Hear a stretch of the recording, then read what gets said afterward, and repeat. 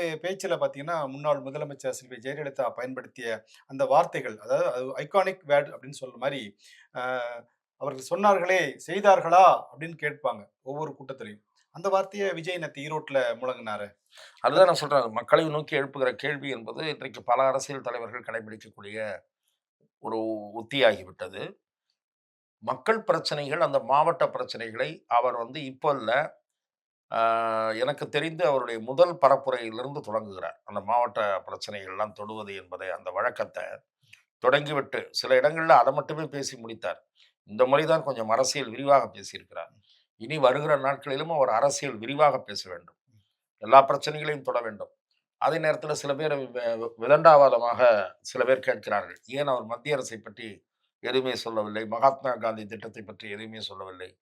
என்ன காரணம்னா, அவர்கள் அவ்வாறு கேட்பதற்கு காரணம், பெரிய குற்றத்தை கண்டுபிடித்தது அல்ல. திமுகவை ஏன் ரொம்ப நேரம் திட்டுறார்ன்ற கவலை இவங்களுக்கு.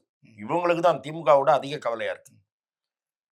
பிஜேபிய திமுக மாரி பிஜேபியே திட்டிட்டு வண்டிய ஓட்டணும்னு நெனைக்கிறாங்க. அப்படி திட்ட வேண்டிய அவசியம் இல்ல. ஏனென்றால் நடைபெறுவது சட்டமன்ற தேர்தல்.